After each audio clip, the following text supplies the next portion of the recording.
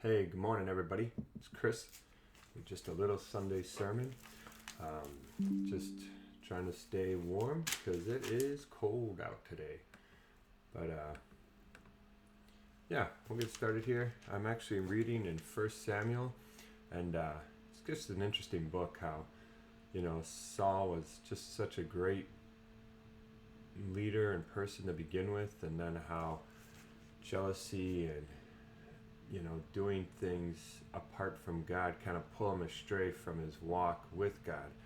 We kind of think about that in our lives and some of the things that we do or that take precedent over our walks with God. And like I said, I'm at fault at some of these as well, just in what I do or what I plan or how I walk each day. But that's the great thing about having Jesus and him dying on the cross for us, is that we get forgiveness through that.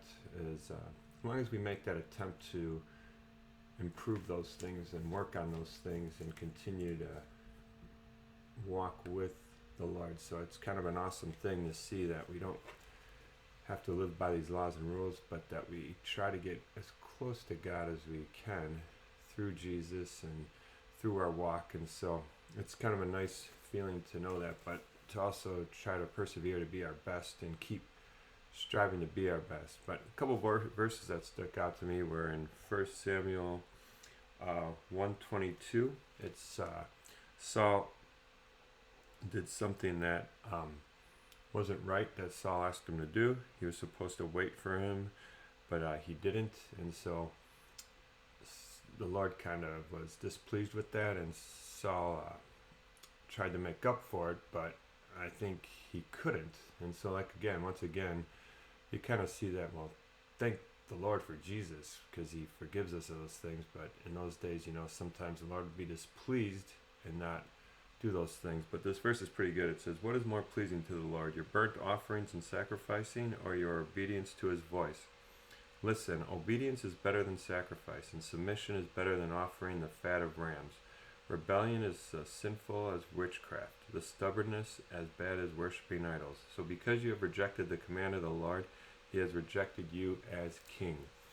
And so that kind of leads the way to David being anointed by Samuel, and Saul finding out that there will be a future king that will replace him. And so that kind of gets his jealousy towards David and leads to him being despising him, yet loving him at the same time, which is weird. But I don't know, I just think we need to think about those things when we're serving, and just remembering those things and doing what's right the best we can, and trying to, like I said, make up for mistakes or things we made by serving and learning and growing and trying to be closer and closer to God.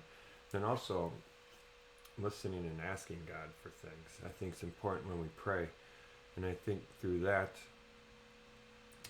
draws us closer to him and relying on him and understanding that he gives us all these gifts for us to be able to do the things we do, and to appreciate that and understand that and be thankful for that, which is key.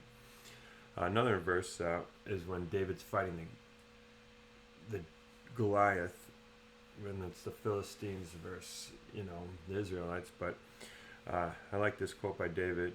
He replies to the Philistine after he's been mocking the Israelites for 40 days. He says, "You come with me with sword, spear, and javelin, but I come to you in the name of the Lord of heaven's armies, the God of the armies of Israel, whom you have defeated. Today the Lord will conquer you, and I will kill you and cut off your head, and then I will give the dead body of your men to the birds and the wild animals, and the whole world will know that the Lord is God in Israel.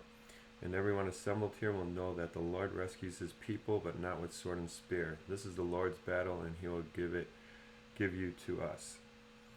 So, trust in the Lord, ask for things, pray for things.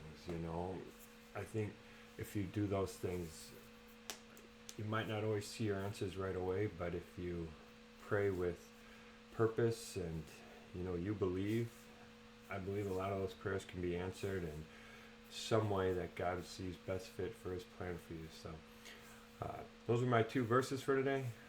Hope you enjoy your day and have a good one. God bless.